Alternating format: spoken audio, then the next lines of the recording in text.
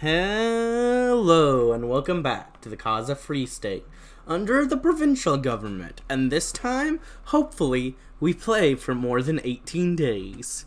But seriously, I'm really enjoying the lore and how many events there are. I'm not really complaining that I've only made it 18 days since the last video. I just find it funny more than anything. The fate of the council mayor Sinu. Today, the Sagaru Court of Justice announced its ruling on the bribery case, also known as the Sinu scandal. The trial was relatively short, despite the change of attitude of Council Mayor Sinu, who grew more defiant as the trial progressed. While the company accused her of soliciting the bribe, it was however disrupted several times by protesters who called for the liberation of Sinu. In the end, Council Mayor Sinu was found guilty of corruption and sentenced to 5 years in prison and a fine, in addition to being barred from public office for life. The company involved, for its part, was fined for a small sum.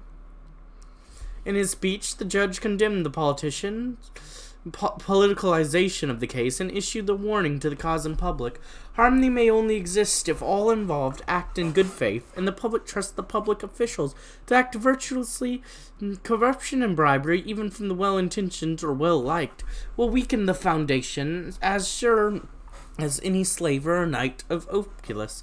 Justice enforced by mob rule, even if it is well-meaning, is no justice at all, he said. Upon leaving the Court of Justice, Sinu's supporters jeered at the judge. In a shocking display of incivility, a bypasser grabbed the judge's briefcase to yell at him, forcing the judge to wrestle it back. A disappointing miscarriage of justice. I'm no disappointed in the fan base. Come on, guys, come on. We should be civil about this. Just put some blog posts out about how much you hate the guy. The convoy.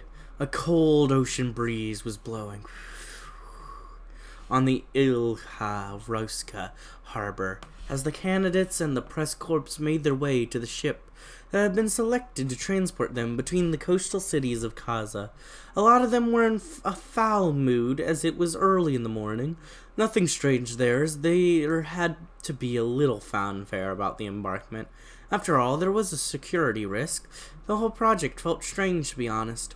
All hauled together like foals on a school trip, but at least it was to ensure that debates could happen in a fair manner, and be inclusive as possible. As the ship captain was going through some administrative papers, the four candidates waited quietly. Lua Remedy was sitting on his single suitcase, casually reading a book that he had covered with a blank paper. Those who were used to him knew he didn't enjoy the inevitable comments over what he read and all the chit-chat that would follow. Pazarina, for his part, had lit up his smoking pipe and was leisurely wandering around, inspecting the various ships in the port. He was the only one in attendance to feel somewhat giddy. Yomurthu, on the contrary, seemed a little bit queasy and was nervously walking around the ship. At some point, she gently tapped it, almost as if she was checking if the heavy steel ship wasn't going to fall apart. However, there was one who looked to be in a foul mood. It was Kasa, bound to a wheelchair dutifully operated by a dull but bulky-looking zebra. She was angrily bossing around the ship's crew, who were embarking the usual cart she was using to walk around, asking them to be more careful with it. Finally, it was time to go. Onward for a tour of Kasa. Onward! Hey, guys, we made it to the next month. We've done it. Woo! Oh, the Wing Alec strike. The candidates' journey to Seguro went smoothly, but when they arrived at the brand new public square where they would hold the debate, quarreling citizens met them. It was unclear what the dispute was over, but it died down as the candidates settled in the discussion.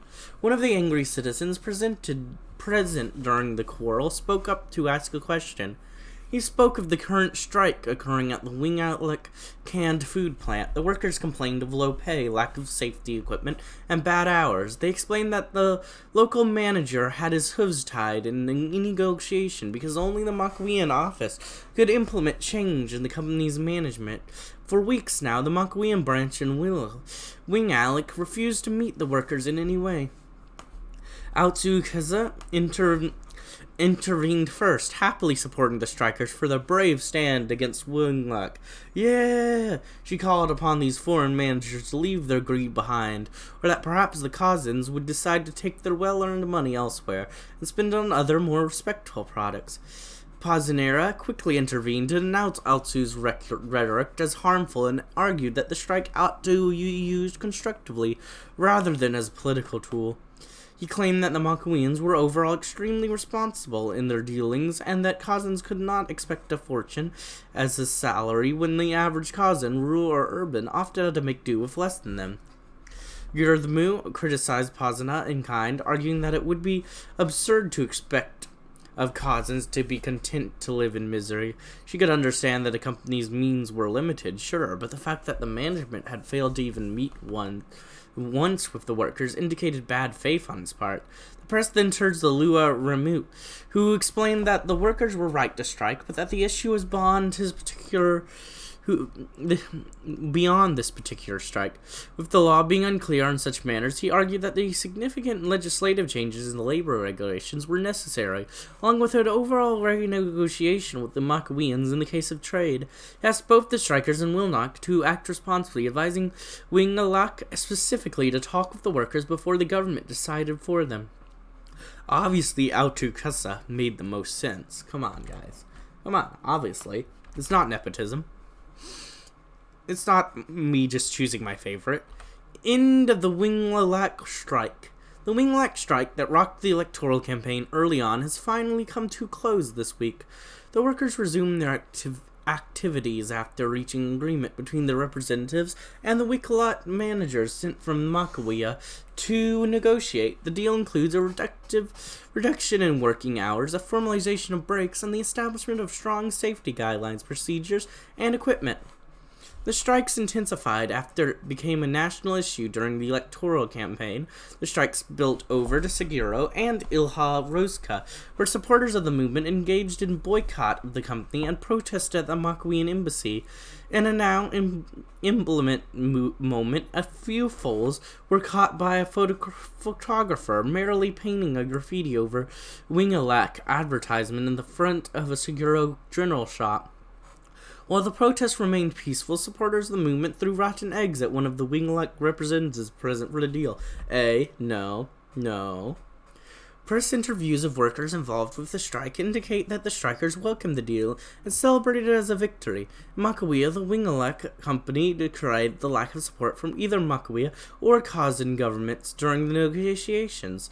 They also called the episode of the graffiti and the rotten egg as warring signs of deterioration Kazan-Makuian relations. A great victory for the workers. Yes, but I agree, there should not be egg throwing. That's too far.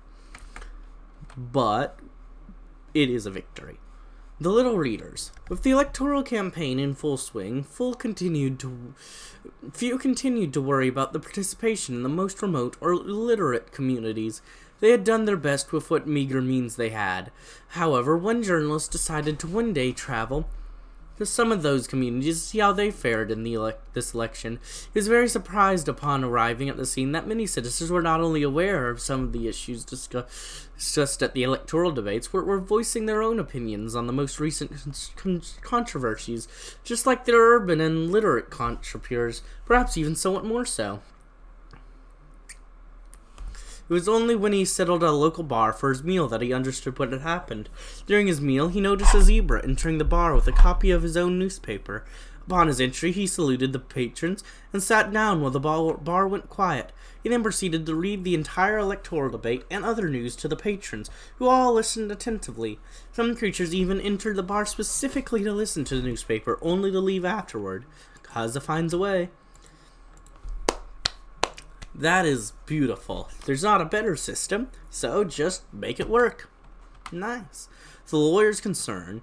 Today, the Kazan bar associations, this isn't talking about a drink, this is talking about the bar lawyers have to pass, organize a demonstration in front of the Seguro's Palace of Justice.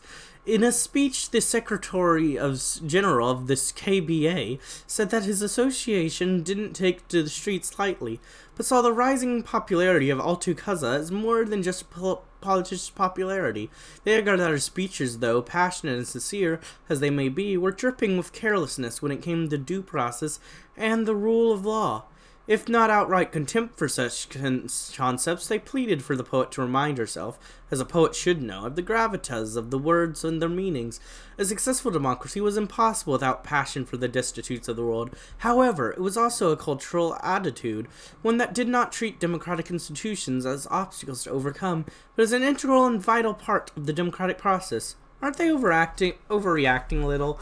Yeah, we're doing nothing wrong. We should overthrow the system. The boycott. As the candidates made their way to Furport, Kasa's westernmost port and home to the biggest Griffonius community in the country, they were immediately met by a controversy that was sure to be the main topic of debate in the public square. The controversy revolved around accusations made by the Kasa native Griffises that many products sold in Griffises' own stores in the city were instead products made and sold by the hated Griffises subcontinent Gasgeschäft. Such allegations are not entirely baseless, as the whatever is well known to use less than ethical methods to produce their goods. These accusations have caused protests to break out in front of the stores and raised a call for the boycott of said stores and their products, barely stopping short of direct clashes. Several store owners accused Kasa and radicals of needlessly stoking the fire, and that the accusation was nothing but slander. During the debate, each candidate made clear their position regarding the matter. Yurthru was the first to speak, praising the community for taking such a complicated issue into their hooves and claws, and doing so in a peaceful fashion. She advised the community to support local products from regional farmers and craft creatures instead, and called for national and regional farmers and craft creatures instead, and called for national and regional morality testing regarding the conditions in which products are made. Parahara spoke next and advised that this was a perfect example of Kasa's need to better and preemptively screen companies doing business within its borders. However, he asked for the locals to remain open to dialogue with the store owners to clear any misinterpretations and to integrate them as part of the solution, and to Kasa push back against preferring the protesters as lovers of freedom. She warned that only constant vigilance as displayed here would prevent the greedy and the amoral Griffises strand of capitalism from slithering its way into Kasa. Lua Remedy concluded the exchange by supporting the idea of boycott as a valid and lawful method of protest, but urged the protesters to maintain their choice of peaceful action. Peaceful action! Woo! He also called for an independent committee to investigate the claims and take legal action against the store owners who violated Kasa's ban on slave-made products. Well, I'm gonna go for Altu Kasa, because obviously, come on, wait, how could she be wrong ever? Come on, obviously, they are perfect. The volunteers. Today, a striking image made the front page of many newspapers in Kasa after a recruitment office for the military became the scene of a party. While Kasans had never been shy about joining those who would protect them from foreign threats, those who lived around the recruitment centers have seen some change in recent weeks. Hundreds of young creatures flocking to enlist themselves or become reservists. Now, one office in Seguro has seen such a line of would-be volunteers that they had to leave many creatures hanging at the end of the day. These youngsters decided to wait by organizing a party that lasted until the following day. They scattered to bring back food, instruments, and cheap alcohol. While they were certainly showing the vigor of youth, many regretted it the morning after, as the ensuing hangover made their physical examination significantly worse, if somewhat amusing. The journalists visiting the scene asked the partying patriots why they wished to enlist. Most repeated many of the typical reasons, though many of them mentioned being inspired by Altu Kasa. To them, it was Kasa who had grown complacent and was no longer aware of the importance of fighting for one's freedom. They wanted to fight tyranny wherever it was, to become heroes just like Equestria or the Iburan heroes, and most importantly, do their duties as Kasans. Viva Kasa! Woo! More people join the military today! Do it now!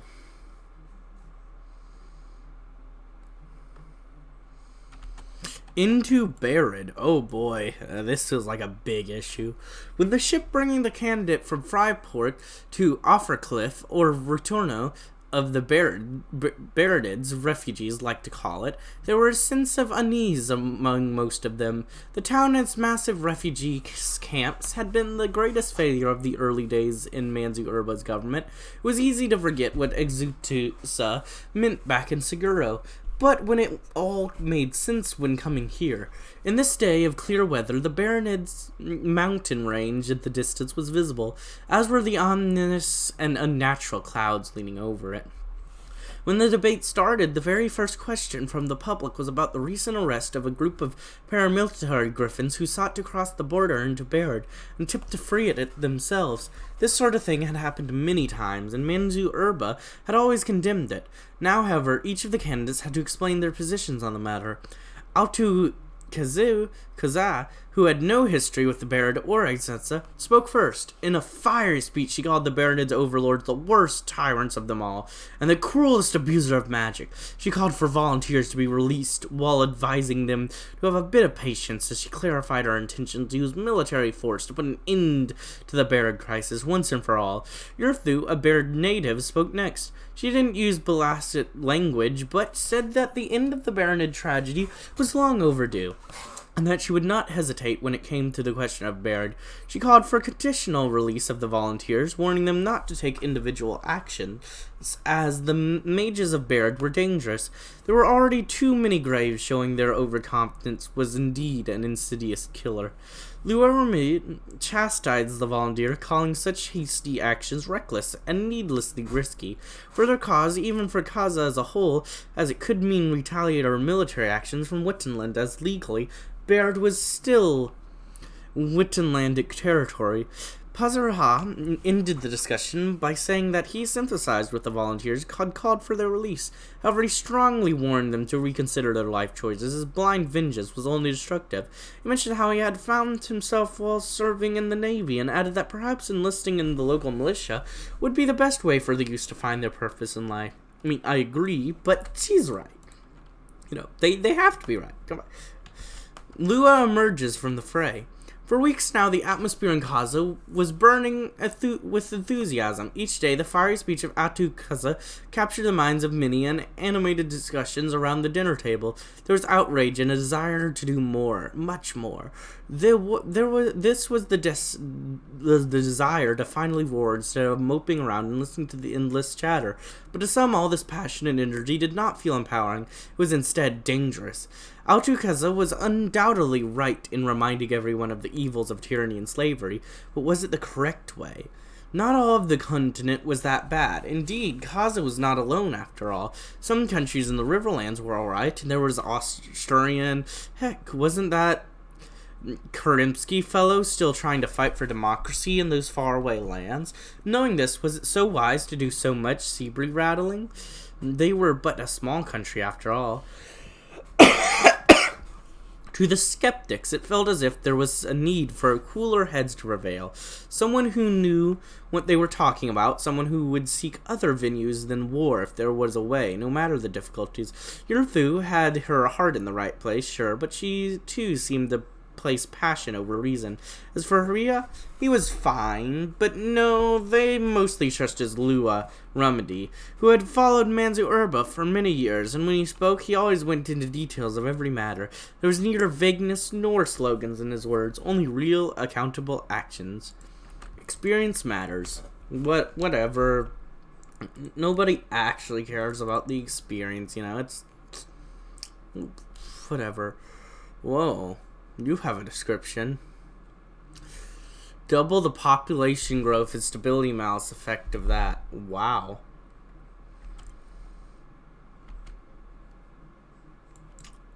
I'm gonna go ahead and read this. Chosen Heart. Born in the Crystal Empire, Chosen Heart found herself enrolled on the precipice of upheaval. A survivor of the Somber Reign and student of psychology, she found herself enslaved by the Dark King until the intervention of the Equestrian princesses. Yet even on the Empire's return, even once a new crystal princess sat upon the throne, not all was well. The year was 1000, and to the west an endless horde of changelings conspired, while a famine to the east led ponies to rebel against Equestria. All while fellow crystal ponies refused to acknowledge the turmoil brewing around them. Survivors of tyranny, unwilling to prevent others from suffering what they had. Traveling first to Canterlot, she found the same willful ignorance despite the weekly crisis, and that struck even small towns. Growing disillusioned with fellow ponies, she chose to strike out on her own.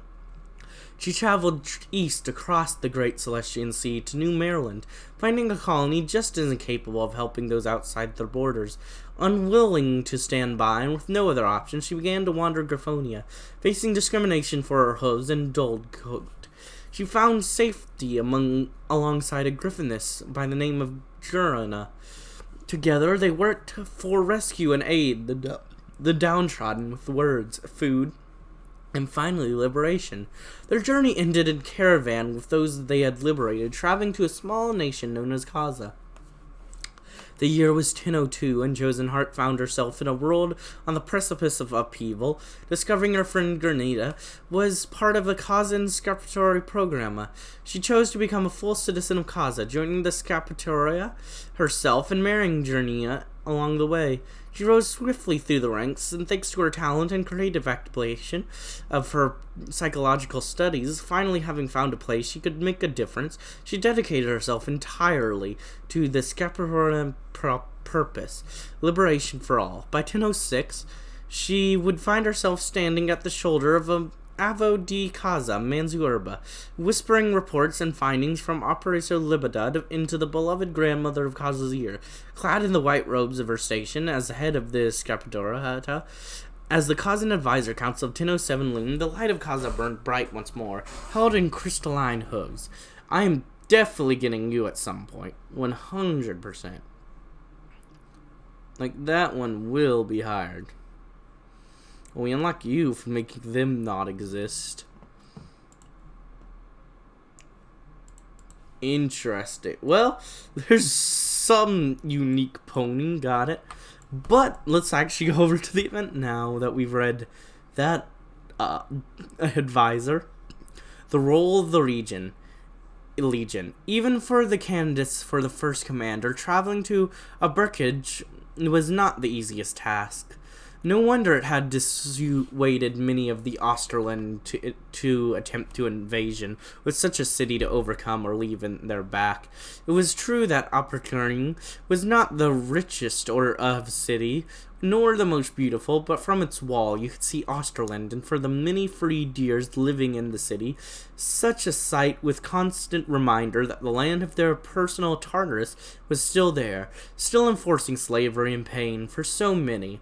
The city was not just the home of many refugees brought by the Scappatoria program, it was also proportionally the most common city of origin for those serving under the Kasa flag.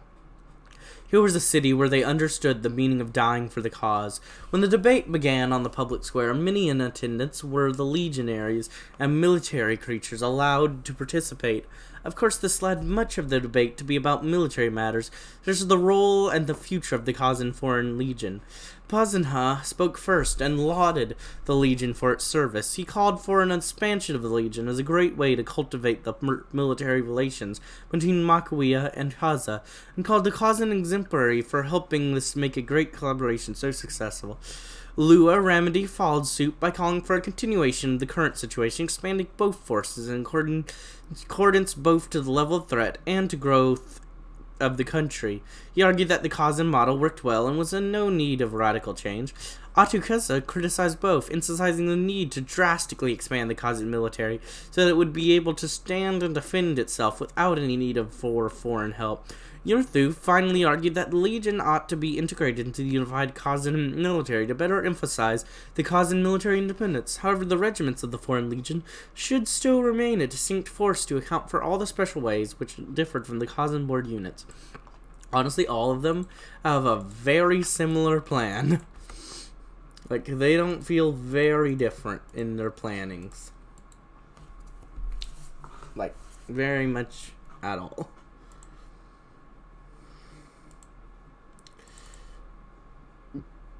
Alright. But I think we're gonna read about the sleep merchants and continue on to the elections in the next episode. Take multiple days just to go through the elections. Crazy. This nation's crazy. I love it. It is so cool. But I hope you enjoyed this episode, and if you did, like, comment, subscribe, and hit the bell button. And as always, peace.